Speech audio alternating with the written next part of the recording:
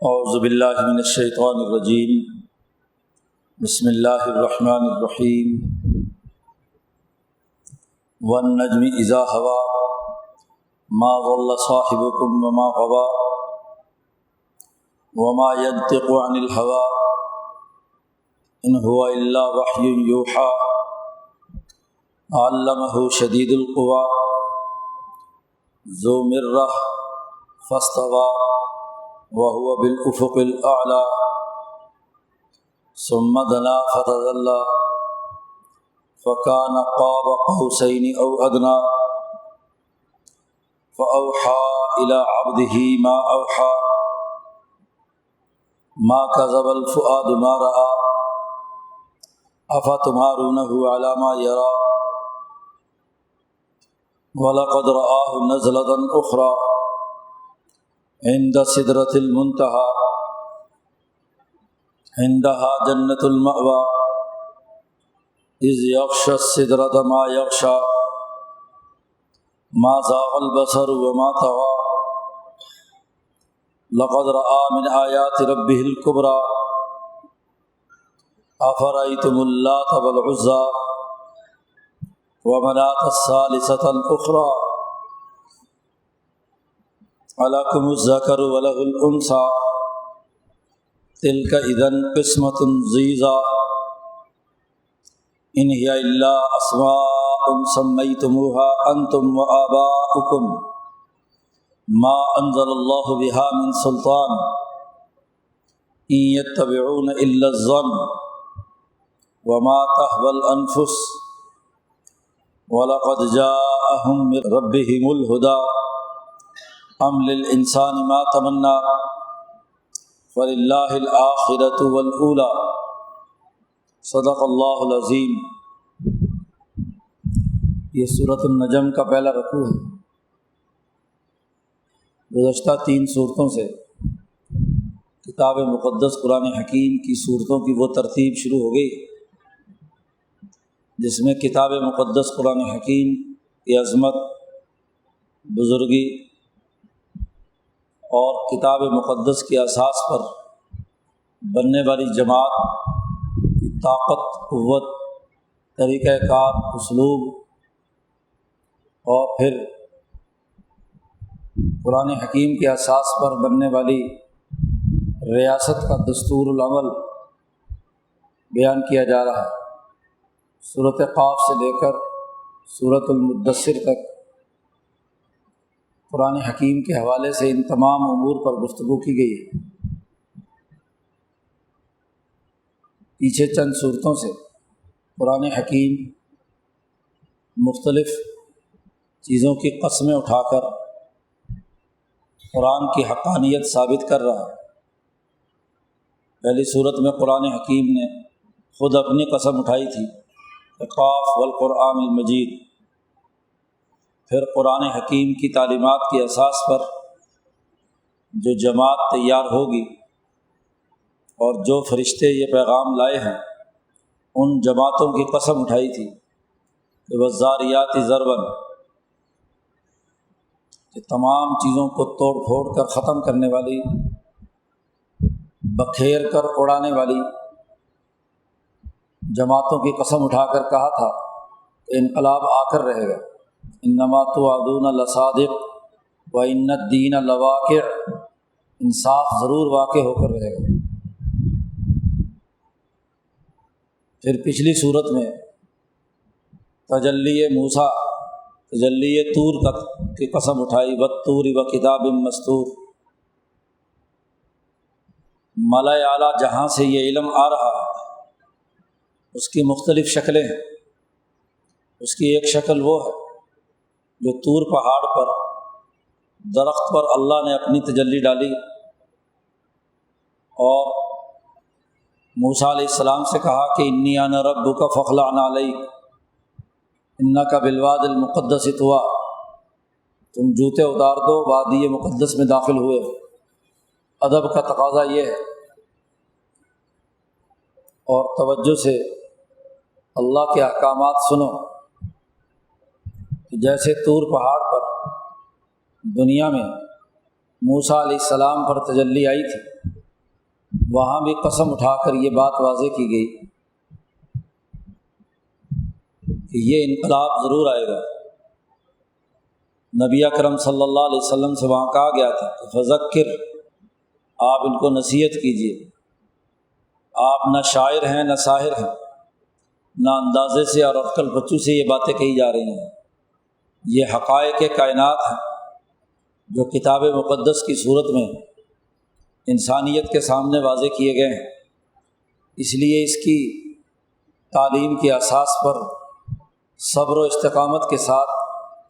Party سازی کا کام کرتے رہیں۔ مکی صورت ہے، خلافت باطنہ کے قیام کا زمانہ ہے، جماعت سازی کا عمل مسلسل جاری رکھیے۔ ظالم لوگ جو آپ کا کسی بھی انداز میں استہزاء اڑاتے ہیں، ان کے لیے اللہ کافی ہے۔ پچھلی صورت آخر میں کہا گیا تھا کہ آپ نصیحت کے اس معاملے میں ان کو نظر انداز کریں، فذرہم، ان کو تو چھوڑ دیں، اور خود واصبر، صبر و استقامت کے ساتھ کام کرتے رہیں۔ فإنک بأعیننا، جو اللہ کے اس کلام الہی کی اساس پر جد و جہد کرنے والی جماعت، اور خاص طور پر نبی اکرم صلی اللہ علیہ وسلم کو کہا جا رہا ہے کہ آپ ہماری نگاہوں کے سامنے ہیں۔ جس اللہ نے اپنا نمائندہ بنا کر بھیجا ہے وہ آپ کی حفاظت کرے گا۔ سچی انقلابی جماعت کی حفاظت اللہ تبارک و تعالیٰ کرتا ہے۔ اور پھر حکم دیا گیا تھا کہ وسبح بحمد ربک حین تقوم، جب تم نماز کے لیے اٹھو تو تسبیح و تحمید میں مشغول ہو جاؤ۔ اب اس صورت میں مبارکہ میں تجلی طور کے بعد تجلی رب محمد صلی اللہ علیہ وسلم کو بیان کیا جا رہا ہے۔ اس کی قسم اٹھائی۔ نبی اکرم صلی اللہ علیہ وسلم سے پہلے جتنے انبیاء آئے وہ اپنی اپنی قوموں کی طرف مبعوث ہوئے ہیں۔ وہ گویا کہ آسمان نبوت کے ستارے ہیں، اور ستارے رات کے وقت طلوع ہوتے ہیں۔ پوری دنیا میں کرۂ ارض پر کہیں کسی قوم میں ایک ستارہ طلوع ہوا تو کہیں دوسری جگہ دوسرا ستارہ طلوع ہوا۔ وَإِن مِّن قَرْيَةٍ إِلَّا خَلَا فِيهَا نَذِيرٌ، دنیا کی کوئی بستی ایسی نہیں ہے کہ جہاں ہم نے کوئی ڈرانے والا نہ بھیجا ہو۔ تو اقوام عالم میں ہر جگہ پر نجوم کا ایک سلسلہ ہے جو اللہ کی روحانیت ملأ اعلیٰ سے دنیا میں منتقل کرتے رہے ہیں۔ تمام ستارے سورج کی روشنی لے کر زمین پر رات کے اندھیروں میں روشنی بکھیرتے ہیں۔ ان کی روشنی اپنی ذاتی نہیں ہوتی، ان کی روشنی سورج سے مانگی ہوئی ہوتی ہے۔ چاند ہو یا ستارے ہوں، اصل میں تو سورج کی شعاعیں اس کے اوپر پڑتی ہیں تو وہ ریفلیکٹ ہو کر زمین پر آتی ہیں۔ تو اب آفتاب نبوت طلوع ہو گیا ہے محمد مصطفیٰ صلی اللہ علیہ وسلم کی صورت میں۔ امام الانبیاء حضرت محمد مصطفیٰ کے بارے میں تمام انبیاء نے یہ بات کہی ہے کہ ہمارے بعد ایک نبی آنے والا ہے، یاتی من بعد اسمہ احمد، تمام نے خوشخبری سنائی ہے۔ اب آفتاب نبوت طلوع ہوا چاہتا ہے، اس لیے ان ڈوبتے ہوئے ستاروں کی قسم اٹھائی ہے۔ وَالنَّجْمِ إِذَا هَوَىٰ، قسم ہے اس ستارے کی جب وہ ڈوب رہا ہو، اور ڈوبتا ستارہ تبھی ہے کہ جب سورج طلوع ہو رہا ہوتا ہے، ورنہ رات کے گھٹا ٹوپ اندھیرے میں ستارہ ہی رہنمائی کا باعث ہوتا ہے۔ موسیٰ علیہ السلام کے ستارے نے روشنی دی، عیسیٰ علیہ السلام کی ستارے پر مبنی نبوت نے انسانیت کو رہنمائی دی، داؤد و سلیمان نے دی۔ دنیا کی ہر بستی میں جو انبیاء آئے، حکماء آئے، جنہوں نے ملائے اعلیٰ سے روشنی حاصل کی، عرش الہی سے انوارات لیے اور زمین میں انہوں نے بکھیرے۔ لیکن لوگوں سنو، اب آفتاب نبوت طلوع ہوا چاہتا ہے، کتاب مقدس قرآن حکیم ان پر نازل ہوئی ہے، ملائے اعلیٰ کی تمام تر قوتیں اب اپنی کامل اور مکمل شکل میں اپنے عکس کے ساتھ دنیا میں ظاہر ہونا چاہتی ہیں، اس لیے وہ صبح صادق کا وقت، طلوع آفتاب کا وقت، جب سورج کے سامنے ستارے گہنا جاتے ہیں، اس ستارے کی قسم اٹھائی، وَالنَّجْمِ إِذَا هَوَىٰ، اس ستارے کی قسم جو ڈوب رہا ہے، مَا ضَلَّ صَاحِبُكُمْ وَمَا غَوَىٰ، تمہارے ساتھی اور رفیق یعنی حضرت محمد مصطفیٰ صلی اللہ علیہ وسلم یہ نہ تو بہکے ہیں اور نہ ہی غلط راستے پر چلے ہیں، ان کے پاس جو علم آیا ہے وہ پختہ، دو ٹوک، قطعی حقائق اور سچائی پر مبنی ہے، اس میں کوئی شک نہیں۔ انسان علم حاصل کرتا ہے اور علم کے بغیر کوئی سوسائٹی استوار نہیں ہوتی، اور نبی دنیا میں علم منتقل کرنے کا ذریعہ ہوتے ہیں۔ انبیاء علیہم السلام کا علم قطعی اور حقیقی ہوتا ہے، علم کے مقابلے میں ظنون و اوہام ہوتے ہیں، وہمیات ہوتے ہیں، محض اندازے ہوتے ہیں، محض اٹکل سے بات کرنا ہوتی ہے، ظن ہے، گمان ہے، اور گمانات پر، ظنون و اوہام پر کسی معاشرے کو استوار کیا جائے تو ضرور اس میں غلطی ہوتی ہے، اس میں کوئی نہ کوئی خرابی ہوتی ہے۔ یہ علم نبوت جو حضرت محمد مصطفیٰ صلی اللہ علیہ وسلم پر نازل ہوا ہے، یہ آفتاب کی طرح روشن ہے،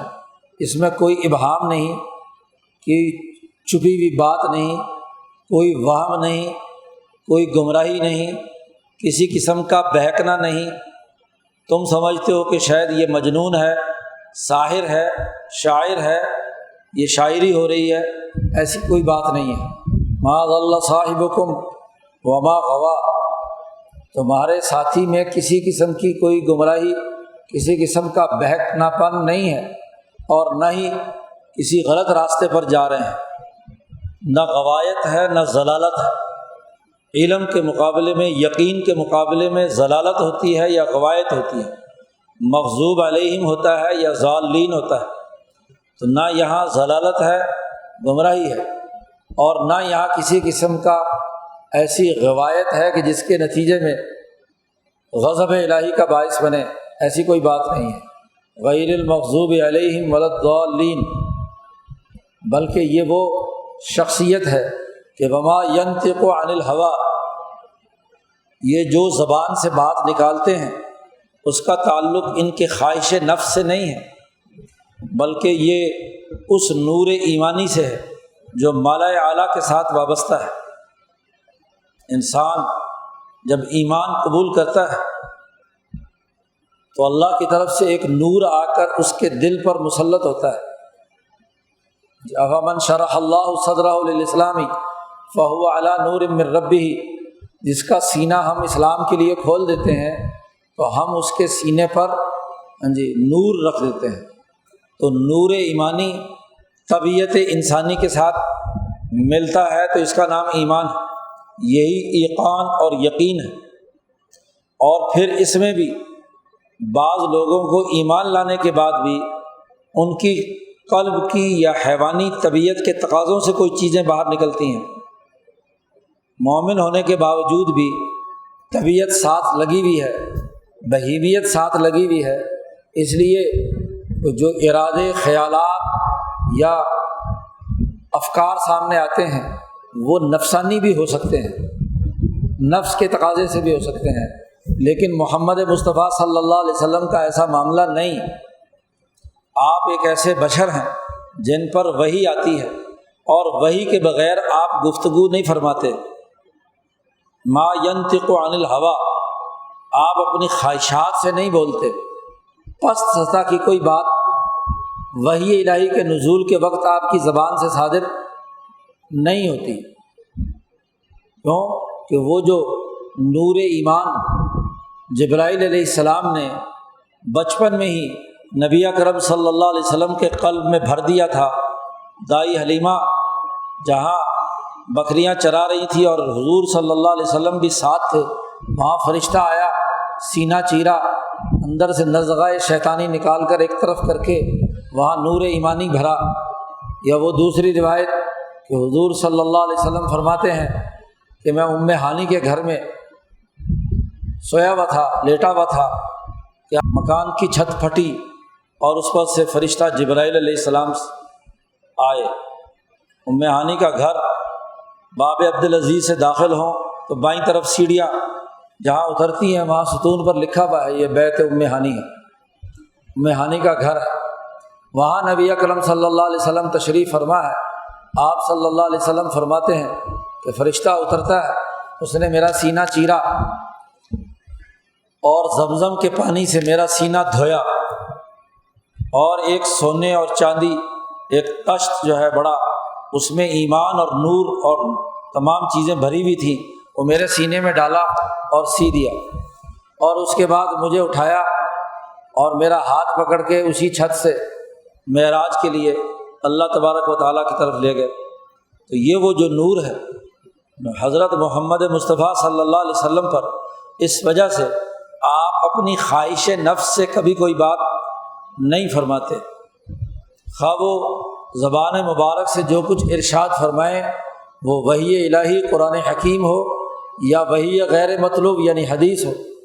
خواہش نفس سے نہیں ہوتا۔ یہ الگ بات ہے کہ دونوں کے درمیان مراتب کا فرق موجود ہے کہ جو قرآن یعنی اللہ کا کلام ہے وہ اعلیٰ ترین درجے کی ایسی وحی ہے کہ جس میں کسی قسم کی کوئی مداخلت نہیں ہو سکتی، اور حدیث کے اندر حضور کے اجتہادات بھی ہو سکتے ہیں، حضور کی آراء بھی ہو سکتی ہیں، لیکن وہ خواہش نفس سے نہیں ہوتے ہیں، پورے دیانتداری اور خلوص کے ساتھ انسانی فائدے یا کسی انسانی مسئلے کے حوالے سے ہوتی ہیں۔ بسا اوقات اس میں اشتباہ ہو سکتا ہے، قرآن کے درجے کی تو وہ چیز نہیں ہے، اس کا درجہ قرآن کے بعد دوسرے درجے کا ہے، وحی معنوی ہے، وحی غیر مطلوب ہے، لیکن آپ صلی اللہ علیہ وسلم کی زبان مبارک سے جو کچھ نکلتا ہے وہ خواہش نفس سے نہیں ہے۔ ما ینطق عن الہویٰ بلکہ ان ہوا الا وحی یوحیٰ، بے شک وہ وحی ہوتی ہے جو اللہ کی طرف سے ان کے قلب پر کی گئی ہے، اور جب وحی ہوتی ہے تو نبی اکرم صلی اللہ علیہ وسلم کا قلب اطہر، آپ کا سینہ مبارک عرش الہی کے ساتھ جوڑ دیا جاتا ہے، اور تمام سیکورٹی کے انتظامات ہوتے ہیں، خود آپ کے اپنے حواس اور آپ کی باقی تمام چیزیں بند کر دی جاتی ہیں، صرف اور صرف آپ کی روح اور عقل وہ اس کے ساتھ وابستہ ہوتی ہے۔ اس زمین سے لے کر عرش الہی تک جتنی بھی چاروں طرف کائنات کی اشیاء ہیں ان میں سے کسی کو بھی اس میں مداخلت کا کوئی عمل نہیں ہوتا، خالصتاً ڈائریکٹ نور الہی کا فیضان اور اس کی فلم ہوتی ہے آپ کے قلب پر، جس کو کہا کہ طاقتور فرشتہ یہ کام کرتا ہے، اور وہ طاقتور فرشتہ جس کا آگے تذکرہ آ رہا ہے، علمہ شدید القویٰ، یہ کتاب مقدس، یہ وحی نبی کو اس کی تعلیم دی ہے، طاقتور قوتوں والے آدمی نے، شدید القویٰ، جس کی تمام تر قوتیں بڑی مضبوط اور طاقتور ہیں، اس کی جسمانی طاقت بھی، اس کی عقلی قوت بھی، اس کے ادراکات کا معاملہ بھی، سیکورٹی کے تمام تر نظام بھی، پورا سسٹم روح القدس کے جلب میں سامنے آتا ہے، جس میں پوری ذمہ داری کے ساتھ جبرائیل یہ کام کرتے ہیں کہ کلام الہی براہ راست محمد مصطفیٰ صلی اللہ علیہ وسلم کے قلب پر آئے، کوئی شیطان، کوئی ابلیس، کوئی طاقت، کوئی قوت اس کے اندر مداخلت نہ کر سکے۔ اگر یہ علم منتقل کرنے والا جتنا طاقتور مضبوط ہوگا، جسمانی اعتبار سے بھی اور روحانی اعتبار سے بھی، تو وہ جس کو سکھا رہا ہے اس میں غیر کی مداخلت کو روک کر اس انقلاب پر پختہ کر دیتا ہے، اس کی تعلیم اعلیٰ ترین درجے کی ہوتی ہے، اور جو سکھانے والا کمزور ہو بیچارہ تو ویسے ہی نقل مار کر رات کو ساری رات کتابیں رٹ کر صبح کو آ کر بس جلدی جلدی منتقل کرے کہ جی بس کہیں علم میرا بھاگ نہ جائے، تو جس کو اپنے علم پر گرفت نہ ہو تو وہ بیچارہ جو کچھ سکھائے گا تو سکھانا بھی ناقص ہوگا۔ وہی علم اپنے طلباء کے اندر صحیح منتقل کر سکتا ہے جو شدید القوا، جس کی قوت مضبوط ہو۔ تو یہ شدید القوا طاقتور جبرائیل نے حضرت محمد مصطفیٰ صلی اللہ علیہ وسلم کو یہ کتاب سکھائی ہے، اور طاقتور کا اونچے درجے کا علم سیکھنے کے لیے بھی استطاعت کی ضرورت ہے۔ یہ تو حضور صلی اللہ علیہ وسلم کا وجود گرامی تھا جو اس اعلیٰ ترین علم نبوت کو جس نے سنبھال لیا۔ طاقتور اگر علم دینے والا ہے تو علم لینے والا بھی تو طاقتور ہونا چاہیے۔ تو محمد مصطفیٰ صلی اللہ علیہ وسلم کی جو قوائے عقلیہ، قوائے حملیہ، قوائے قلبیہ، وہ سب کی سب وہ طاقتور تھیں، تو جبرائیل کی بات کو کیا ہے سنبھال لیا، اور جبرائیل کی طاقت اور قوت حضور صلی اللہ علیہ وسلم کو دکھائی گئی۔ نبی اکرم صلی اللہ علیہ وسلم فرماتے ہیں کہ میں غار حرا سے گھر آ رہا تھا، اترتا ہوا، ایک میں نے اوپر آواز سنی پھڑ پھڑانے کی، جیسے پر پھڑ پھڑا رہے ہیں۔ فرفعت بصری الی السماء، میں نے آسمان کی طرف اپنی آنکھیں اٹھا کر دیکھا کہ کیا ہے، تو میں نے دیکھا کہ وہی فرشتہ جو غار حرا میں میرے سامنے آیا تھا، وہ جالس علی کرسیہ بین السماء والارض، آسمان و زمین کے اوپر ایک بہت بڑا تخت ہے یا کرسی ہے، اس کرسی پر وہ فرشتہ بیٹھا ہوا ہے جس کی طاقت اور قوت پورے افق پر چھائی ہوئی ہے۔ تو فرعبت، میں خوف زدہ ہو گیا، مرعوب ہو گیا، اور میں گر پڑا، اور پھر خوف کی حالت میں ہی وہاں سے تیزی سے دوڑتا ہوا حضرت خدیجہ کے پاس پہنچا۔ خوف سے آپ کے جسم پر کپ کپی طاری تھی، آپ نے فرمایا مجھے چادر اڑاؤ، زملونی زملونی، تو نبی اکرم صلی اللہ علیہ وسلم پر چادر اڑائی، تو وہی فرشتہ غار حرا کی صورت میں جیسے آئے تھے ویسے جبرائیل آئے اور کہا یا ایھا المدثر قم فانذر، گھبراؤ نہیں، اٹھو، طاقت پکڑو۔ یہ خوف اور رعب عارضی بات ہے، یہ ابھی ایک طبعی اثر ہے، ابھی یہ جسمانی بشریت کے اثرات ہیں، لہذا اس سے نکلو، بہادر بنو، قم فانذر وربک فکبر وثیابک فطہر والرجز فاہجر ولا تمنن تستکثر۔ چاروں اخلاق بنیادی، طہارت، اخبات، سماحت، عدالت، یہ چاروں اخلاق جو ہیں اخبات اللہ، یہ اس صورت میں بیان کر کے کہا اٹھو اور ان اخلاق کو پھیلانے کے لیے کام کرو، جدوجہد اور کوشش کرو۔ حضور میں جرأت اور حوصلہ پیدا ہوا اور آپ صلی اللہ علیہ وسلم نے مقابلے پر میدان میں اتر آئے۔ تو یہ شدید القوا نے یہ تعلیم دی ہے، وہ کوئی معمولی بات نہیں ہے۔ یہ علم کسی ناقص اور ادھورے آدمی نے نہیں دیا۔ مکے کے مشرک کہتے تھے کہ کوئی جن ان کے پاس آتا ہے، وہ رات کو کچھ باتیں سکھا دیتا ہے، صبح کو اٹھ کر لوگوں کو نعوذ باللہ بتلا دیتے ہیں۔ یا ادھر عراق ایران کی طرف کوئی دوسرے قیصر و کسریٰ کے علاقے میں کچھ لوگوں سے ان کے رابطے ہیں، وہاں کا کوئی ساحر اور جادوگر ہے جو ان کو رات کو کچھ باتیں بتاتا ہے، یا ان کی ملاقات ہوتی ہے۔ یہ جب تجارت کے لیے ادھر گئے تھے شام، تو وہاں کسی سے ان کی ملاقات ہو گئی، اور اساطیر الاولین میں سے کوئی قصے ان کے پاس ہیں، وہ پڑھ کر سنا دیتے ہیں۔ اللہ نے کہا ایسا مسئلہ نہیں ہے، یہ کسی ناقص الخیال آدمی کی تعلیم نہیں ہے، یہ تو مجنون ہوتے ہیں، ساحر ہوتے ہیں، مغلوب الحال ہوتے ہیں، یہ تو ظنون و اوہام کے حامل ہیں، ان کے ذریعے سے علم آنا تھا۔ یہ علم آیا ہے شدید القوا کی طرف سے، اور طاقتور مضبوط آدمی کی طرف سے، ذو مرۃ، جو بڑا زور آور ہے، بہادر اور دلیر ہے، کوئی طاقت اس کے مقابلے میں کسی قسم کا پر نہیں مار سکتی۔ کائنات کی تمام قوتیں اس سے زیادہ طاقتور نہیں ہے۔ ذو مرہ عرب میں اس بہادر کو کہتے تھے جس کا پتا بڑا مضبوط ہو، کہتے ہیں دل گردے والا آدمی ہے، آدمی جس کی تعریف کی جاتی ہے، تو عربوں میں کہا جاتا ہے مرہ، اصل میں تو پتے کو کہتے ہیں، جس کا پتا مضبوط ہے، جس کا دل مضبوط ہے، حوصلہ مضبوط ہے کسی بھی حالت میں۔ تو عربوں کو سمجھانا ہے جبرائیل کی بات، ویسے تو جبرائیل کوئی انسان تھوڑا ہی ہے جو اس کے اندر پتا ہوگا، یعنی طاقتور ہے، قوت ہے، زور والا ہے، اور وہ زور والا ایسا بہادر ہے کہ اس کی تعلیم میں کسی قسم کی کوئی مداخلت نہیں ہو سکتی، کوئی اس کو بہکا نہیں سکتا۔ فاستویٰ، قرآن نے کہا یہ وہی فرشتہ ہے جس نے سکھایا ہے کہ استوا، وہی منظر جو نبی اکرم صلی اللہ علیہ وسلم نے فرشتے کو، جبرائیل کو کرسی پر بیٹھے ہوئے دیکھا تھا کہ بالکل سیدھا کرسی پر بیٹھا ہوا ہے۔ فاستوا وہو بالافق الاعلیٰ، وہ بہت بلند افق پر نظر آ رہا ہے، پورا افق پر جبرائیل چھائے ہوئے ہیں، ہاں جی، کوئی اور چیز نہیں ہے۔ یہ طاقت اور قوت بیان کرنی تھی کہ نبی اکرم صلی اللہ علیہ وسلم پر جو وحی آ رہی ہے، افق پر چھایا ہوا وہ فرشتہ، اس کی طاقت اور قوت کے دائرے سے باہر کوئی نہیں ہے۔ اللہ نے اس کی ذمہ داری لگائی ہے کہ وہ علم منتقل کرے نبی اکرم صلی اللہ علیہ وسلم پر۔ وہو بالافق الاعلیٰ، وہ بہت اونچے افق پر موجود ہے فرشتہ۔ ثم دنا، پھر آہستہ آہستہ نیچے اترا، فتدلی، اور اس نے بالکل قریب ہو کر وہ جو تجلی الہی تھی وہ نبی اکرم صلی اللہ علیہ وسلم پر منتقل کی، اور وہی تجلی تھی جو یا ایھا المدثر قم فانذر وربک فکبر،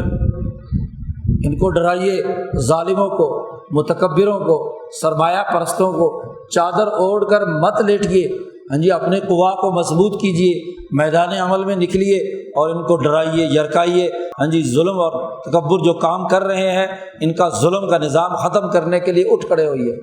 ثم دنا فتدلی، اور اتنا قریب ہو گیا کہ فکان قاب قوسین او ادنی،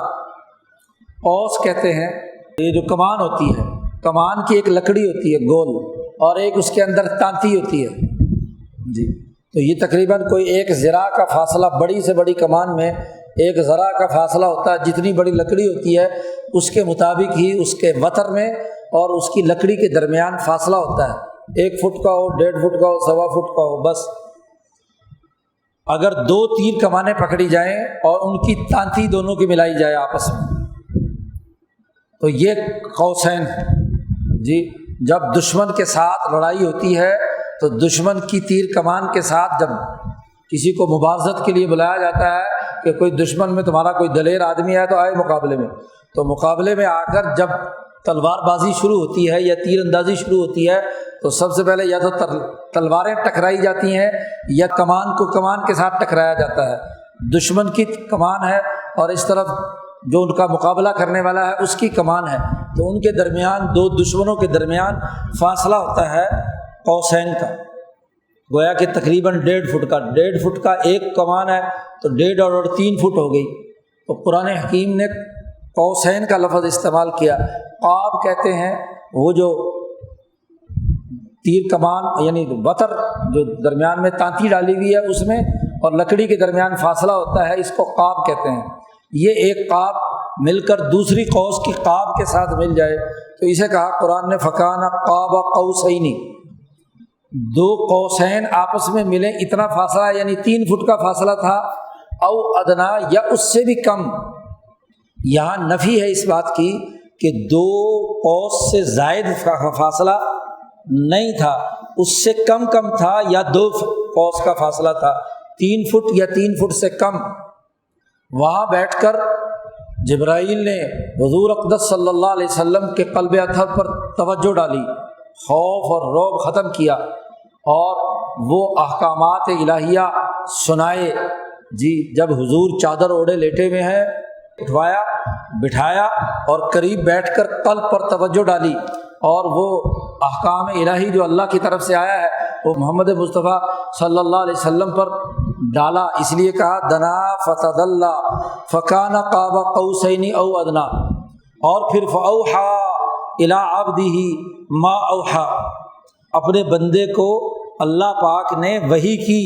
وہ جو سسٹم لے کر آنے والا ہے جبرائیل، اس نے اتنے قریب ہو کر اللہ کا جو پیغام براہ راست آنا تھا یہاں سے راستہ بنا دیا، گویا کہ نور کے آنے کے منتقل کرنے کا راستہ بنا کر تمام قوتوں کو صاف کر کے سینہ محمد صلی اللہ علیہ وسلم کو عرش الہی سے قریب کر کے اس کے ساتھ واسطہ بنا دیا۔ تو اللہ تبارک و تعالیٰ نے وحی کی جو وحی کی اپنے بندے پر، فاوحی الی عبدہ ما اوحی، اللہ نے حکم دیا اپنے بندے کو جو حکم دیا، وہ حکم وہی قم فانذر وربک فکبر، اٹھیے اور لوگوں کو ڈرائیے، انذر عشیرتک الاقربین، ان کو ڈرائیے ان کا مقابلہ کیجیے، ان کی سرمایہ پرستی سے لوگوں کو بچانے کے لیے کوشش کیجیے، جد و جہد کیجیے، رب کی تکبیر پڑھیے، اپنے کپڑوں کو پاک رکھیے اور لوگوں پر عدل و انصاف کا نظام قائم کرنے کی جد و جہد اور کوشش کیجیے۔ ولا تمنن تستکثر، آگے پھر پوری تفصیل پوری صورت کے اندر بیان کی اور بتلایا کہ جو یہ بات نہیں مانیں گے وہ جہنم میں جائیں گے، تو ان سے پوچھا جائے گا ما سلککم فی سقر، تم جہنم میں کیوں داخل ہوئے؟ وہ کہیں گے ہم مسکینوں کے کھانے کا بندوبست نہیں کرتے تھے، ہم نماز نہیں پڑھتے تھے، ہم فلاں نہیں کرتے تھے، فلاں جرم تھا، فلاں جرم تھا۔ تو یہ حکم ہم نے وحی کے طور پر حضرت محمد مصطفیٰ صلی اللہ علیہ وسلم کو بیان کیا۔ قرآن حکیم کہتا ہے ما کذب الفؤاد ما رأى، دل نے جو کچھ دیکھا اس میں کوئی جھوٹ کی بات نہیں۔ جو یہ وحی الہی کا نزول ہوا ہے اس میں دل نے جو کچھ مشاہدہ کیا، کیونکہ قلب پر جبرائیل نے وحی الہی منتقل کی ہے، اللہ کا حکم منتقل کیا ہے، تو قلب نے جن چیزوں کا مشاہدہ کیا، جس چیز کو دیکھا، تو اس میں کسی بھی قسم کا کوئی جھوٹ کوئی کذب داخل نہیں ہے، وہ بالکل برحق سچا ہے۔ افو تمارونہ علی ما یری، کیا تم محمد مصطفیٰ صلی اللہ علیہ وسلم سے جھگڑتے ہو؟ جو اس نے دیکھا، دیکھنے والے نے جو دیکھا اس دیکھنے پر تم جھگڑ رہے ہو، تمہارے پاس کیا ثبوت ہے کہ دیکھا یا نہیں دیکھا، جھوٹ ہے یا سچ ہے؟ دیکھنے والا کہہ رہا ہے، جس نے 40 سال تک تمہارے اندر انسانوں کے بارے میں کبھی جھوٹ نہیں بولا، جو صداقت اور امانت کا پیکر ہے، جو اپنی ذات کے لیے دنیا کے معمولی کاروبار کے لیے جس نے کبھی جھوٹ نہیں بولا، تو وہ اللہ پر جھوٹ کیسے بولے گا؟ جو اللہ کی طرف سے جو ان پر آیا ہے وہ وہی کچھ انہوں نے جو دیکھا،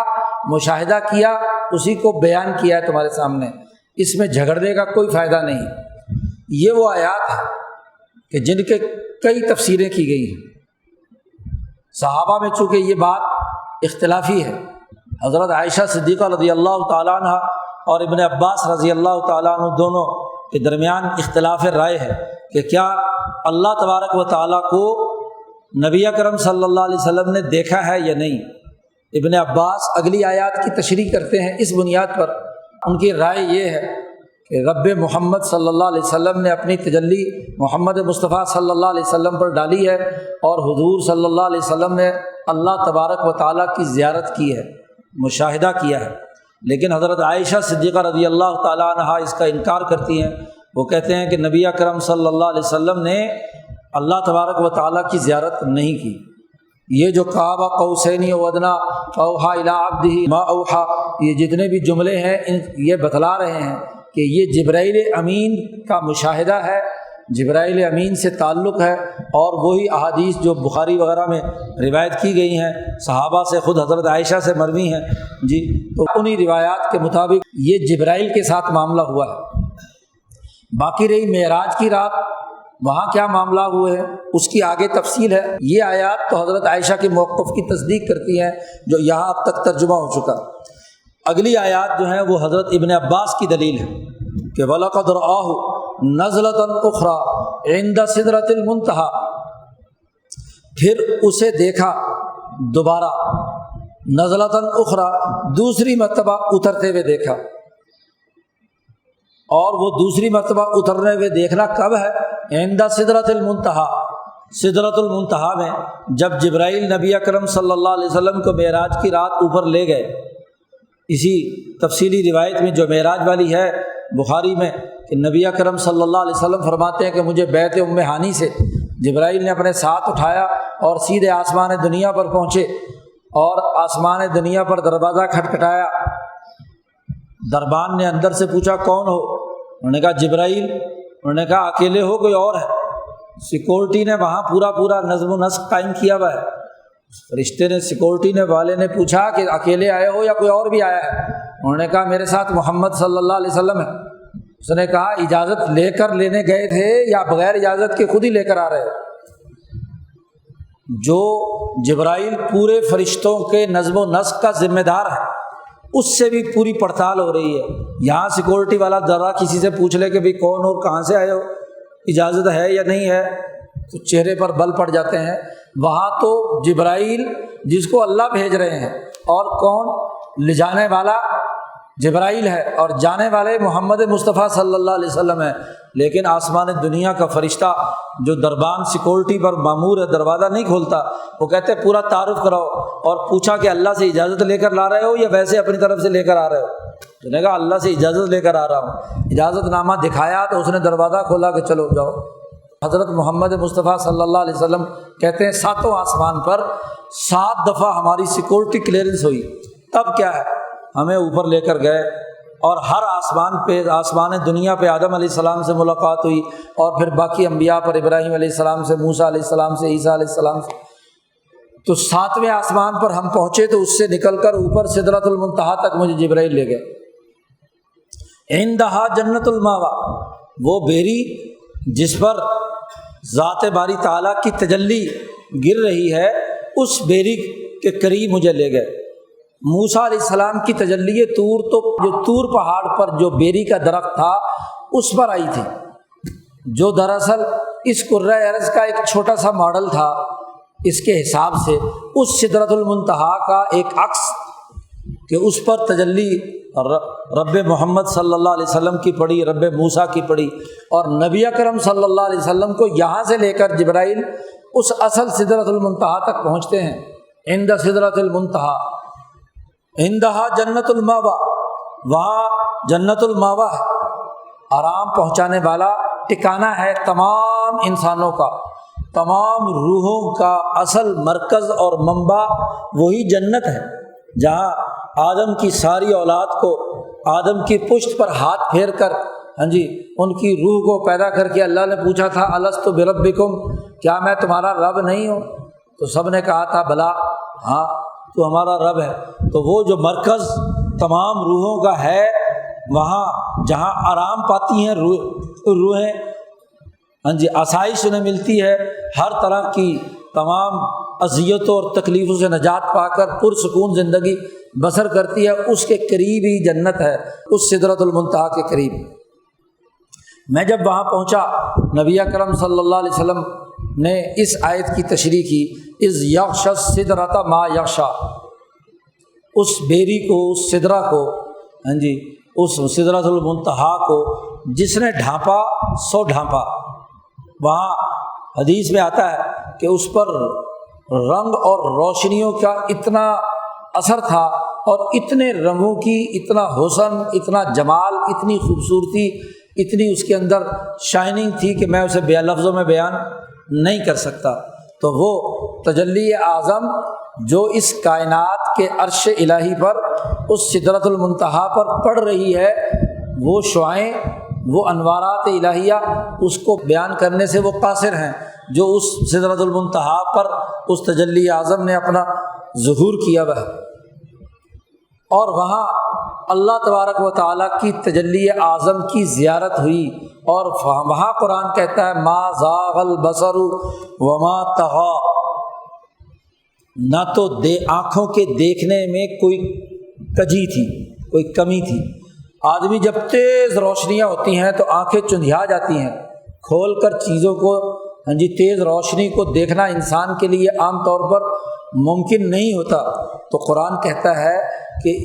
اس تیز روشنی کو جو تجلیات پڑ رہی تھیں اس درخت پر، حضور صلی اللہ علیہ وسلم کی آنکھ دیکھنے میں بہکی نہیں، ادھر ادھر نہیں گئی، بلکہ آپ نے ٹکٹکی باندھ کر اس پورے تجلی اعظم کا مشاہدہ آنکھوں سے بھی کیا، اور وما طغی، اور نہ ہی آنکھوں نے سرکشی کی، یعنی ذات باری تعالیٰ کی جو تجلی اس سدرۃ المنتہا پر پڑ رہی تھی اس سے ادھر ادھر کہیں بھی نظر نہیں گئی، کیونکہ پورے کی پوری وجود کو گھیر لیا اس تجلی اعظم نے، تو ادھر ادھر نظر کہاں جائے؟ کہیں نظر ادھر ادھر نہیں جا سکتی، نہ تو نظر نے کوئی سرکشی کی یعنی کسی اور طرف گئی، اور نہ دیکھنے میں کسی قسم کا کوئی کجی یا کمی محسوس ہوئی، مکمل طور پر اس کا مشاہدہ کیا۔ یہ ابن عباس کی دلیل ہے۔ حضرت ابن عباس رضی اللہ تعالیٰ عنہ فرماتے ہیں کہ یہاں یہ جو دوسرا دیکھنا ہے یہ ذات باری تعالیٰ کو دیکھنا ہے۔ لقد رأى من آیات ربہ الکبریٰ، اور وہاں نبی اکرم صلی اللہ علیہ وسلم نے اپنے رب کی بڑی بڑی نشانیوں کو دیکھا۔ جنت دکھائی گئی، جہنم دکھائی گئی، مختلف و پوری تفصیلات حدیث کی کتابوں میں ہے کہ کہاں کہاں مجھے گھمایا گیا،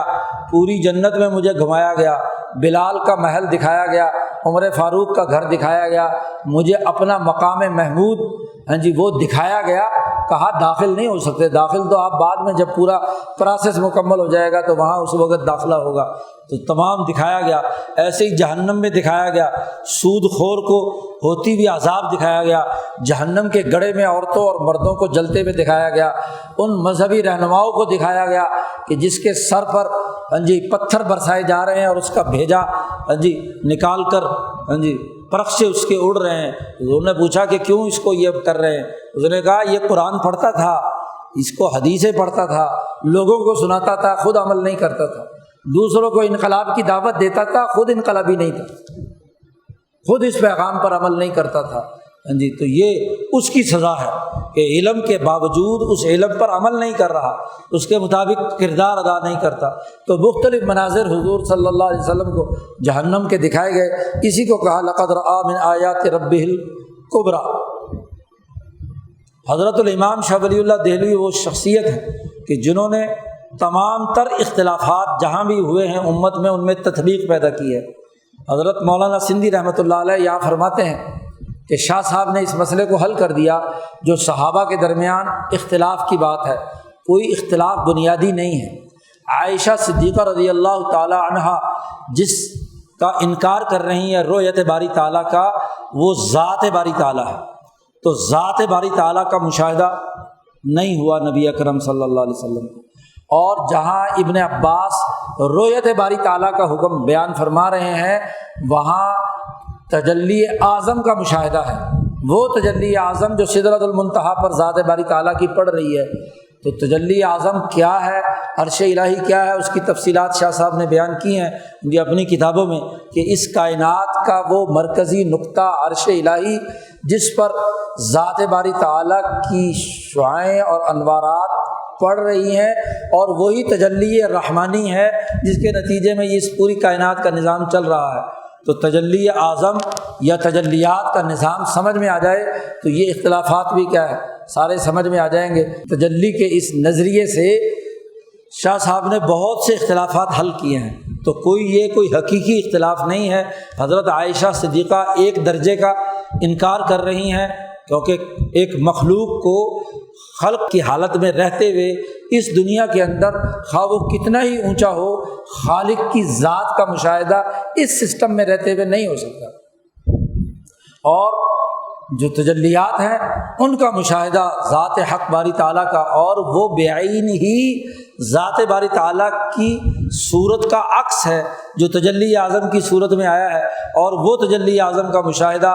نبی اکرم صلی اللہ علیہ وسلم نے فرمایا۔ اسی کو نبی اکرم صلی اللہ علیہ وسلم نے فرمایا کہ انکم سترون ربکم کما ترون القمر لا تضامون فی رؤیتہ۔ حضور مسجد نبوی میں 14ویں رات کی چاند طلوع تھا، رات کے وقت عشاء کے بعد تشریف فرماتے، صحابہ چاروں طرف سے، حضور کی نظر 14ویں رات کے چاند کی طرف پڑی، تو حضور صلی اللہ علیہ وسلم نے فرمایا صحابہ سے کہ تمہارے لیے بڑی خوشخبری ہے، انکم سترون ربکم کما ترون ھذا القمر، جیسے یہ 14ویں کا چاند تمہیں نظر آ رہا ہے ایسے ہی تم اپنے رب کو دیکھو گے۔ اور جو اپنے رب کو دیکھنا چاہتا ہے وہ فجر کی نماز اور عصر کی نماز بالکل نہ چھوڑے، کیونکہ یہی سب سے زیادہ مشکل ہوتی ہے نمازیں دونوں پڑھنا۔ وہاں کاروبار کی مصروفیت ہوتی ہے کہ کاروبار سمیٹا جا رہا ہے، گاہک پہ گاہک آ رہا ہے، دکان بند کرنے کی فکر ہوتی ہے تاجروں کو خاص طور پر، اور ادھر سے کیا ہے فجر کی نماز میں نیند کی غفلت ہوتی ہے،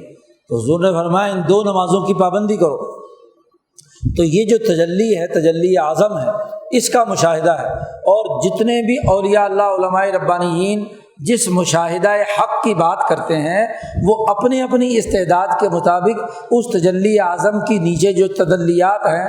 ذیلی تجلیات ہیں، ان کے مشاہدے کی بات کرتے ہیں، ورنہ انسان بشر ہوتے ہوئے وہ یہ طاقت نہیں رکھتا کہ ذات باری تعالیٰ کے ساتھ براہ راست اس کا ادراک کر سکے۔ لا تدرک الابصار وہو یدرک الابصار، اس کا ادراک کرنے کی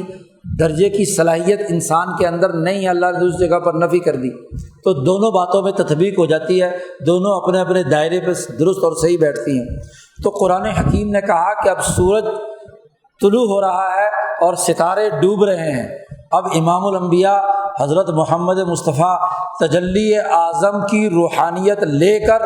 اس نورانیت کو دنیا میں غالب کرنے کے لیے لیظہرہ علی الدین کلہ کے لیے میدان عمل میں۔ ایک طرف وہ خدا ہے کہ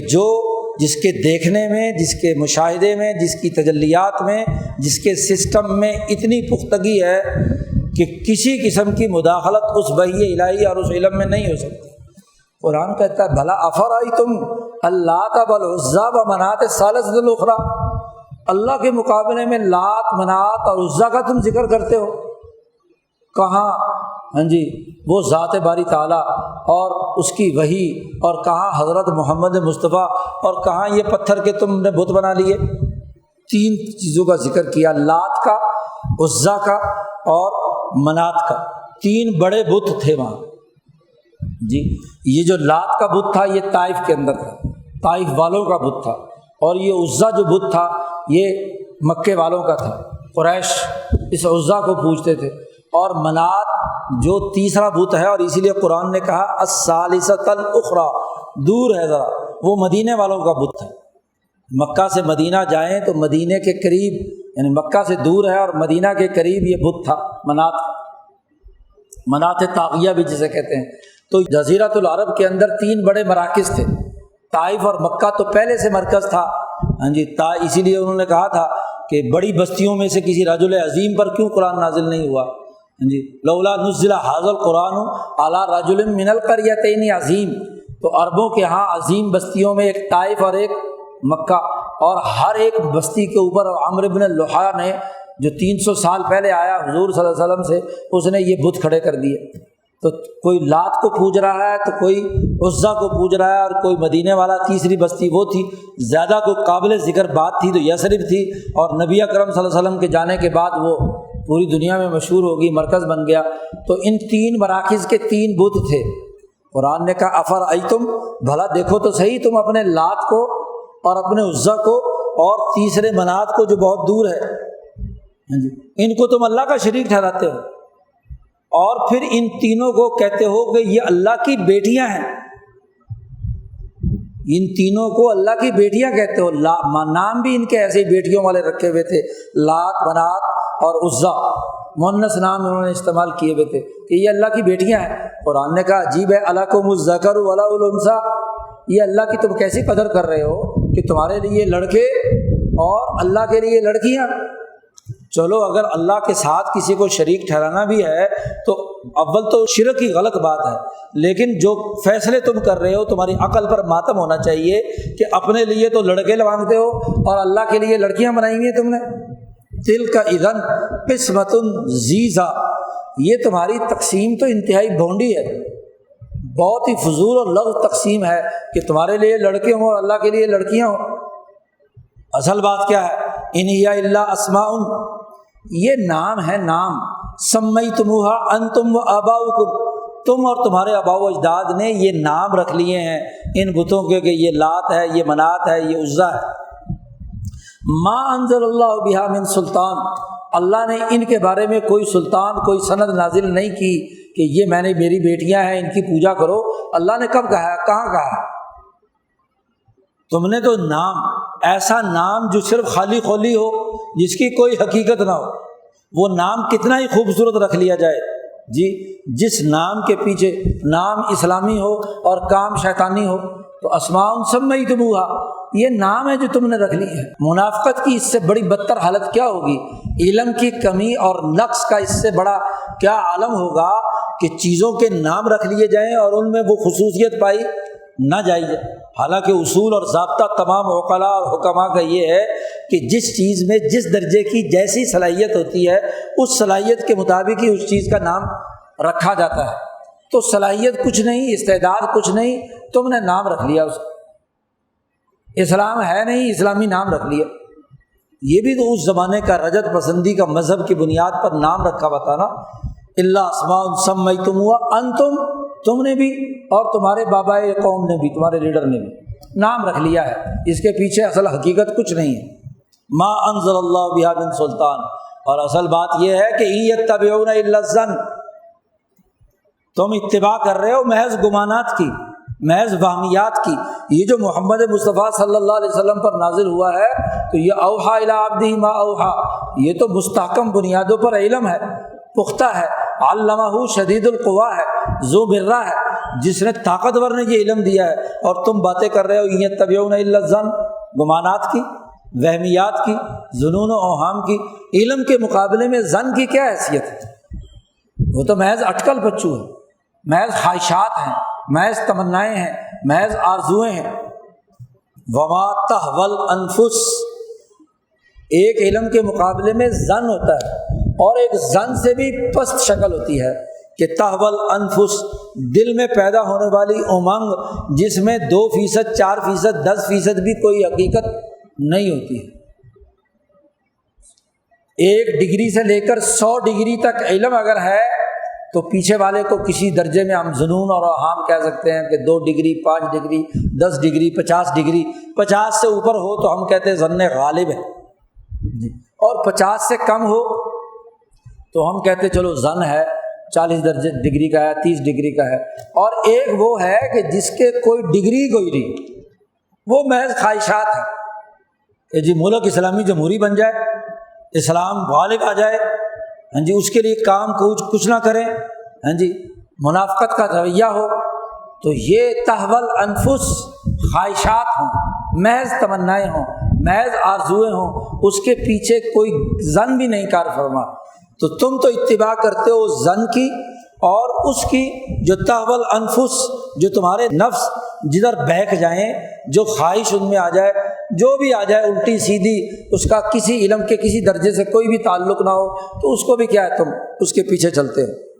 اور جب کہ یہاں یہ جو آیا اپنے رب کی طرف سے پیغام آیا ہے، وَلَقَدْ جَاءَهُم مِّن رَّبِّهِمُ الْهُدَىٰ، ان کے پاس ان کے رب کی طرف سے یہ جو پیغام آیا یہ ہدایت پر مبنی ہے، یہ راستہ دکھلاتا بھی ہے، اور جو راستے پر چلنے لگے اس کو منزل مقصود تک پہنچاتا بھی ہے۔ یہ ہدایت جامع ہدایت اس میں ان کے رب کی طرف سے نازل ہوئی ہے۔ قرآن کہتا ہے ذرا سوچے تو صحیح انسان، ام للانسان ما تمنا، کیا کبھی انسان کے لیے وہ چیز ہوئی جس کی محض وہ تمنا کر رہا ہو، جس کے پیچھے علم نہ ہو، جس کے پیچھے ہدایت نہ ہو، جس کے پیچھے کوئی قانون اور ضابطہ نہ ہو، کوئی نظریہ نہ ہو، کوئی سوچ نہ ہو، کوئی اقدام کرنے کا کوئی اس کے سامنے کوئی نظریہ نہ ہو، تو کیا تمناؤں سے انسان کو مل جاتا ہے کوئی چیز؟ دنیا میں تمناؤں سے، خواہشات سے کوئی چیز نہیں ملتی۔ ام للانسان ما تمنا، کہیں آدمی کو وہ کچھ ملتا ہے جس کی وہ تمنا کرتا ہے؟ نظریہ ہو، علم ہو، حقائق ہو، سچائی ہو تو پھر چیز سامنے آتی ہے۔ اور فللہ الآخرۃ والأولیٰ، تمام بھلائیاں، نیکیاں، اول اور آخر، سب کی سب اللہ کے ہاتھ میں، اور اللہ کی طرف سے نازل ہونے والے علم اور نظریے کو مانیں گے تو وہ بھلائی ملے گی، اور اگر اس علم کا انکار کریں گے، محض جنون و اوہام اور خواہشات کے پیچھے چلیں گے، تو اس کے لیے کیا ملے گا؟ کچھ نہیں، خالی شیخ چلی کی پلاؤ ہوگی جو تمناؤں اور آرزوؤں پر مبنی ہوگی، جس کا عملاً کوئی نتیجہ ظاہر نہیں ہوگا۔ تو قرآن حکیم نے تجلی اعظم کی قسم اٹھا کر، تجلی محمد کی قسم اٹھا کر قرآن کی حقانیت واضح کی کہ یہ پیغام برحق ہے، سچا ہے، دو ٹوک ہے، قطعی ہے، یہ ظنون و اوہام پر مشتمل نہیں ہے۔ لوگوں، وہموں سے نکلو، ظنون و اوہام سے نکلو، اور تمناؤں اور آرزوؤں کو پالنے سے باز آ جاؤ۔ نظریہ رکھو سچائی کا، حق کا، جو اللہ کی طرف سے یہ وحی الہی آئی ہے، کتاب مقدس آئی ہے، اس کی اساس پر جد و جہد کرو گے تو نتیجہ درست ہوگا۔ اسی کی تفصیلات اگلے 2 رکوعوں میں مختلف انداز میں قرآن نے بیان کی ہیں۔ اللہ تعالیٰ قرآن حکیم کو سمجھنے اور اس پر عمل کرنے کی توفیق عطا فرمائے۔ اللہم صلی اللہ۔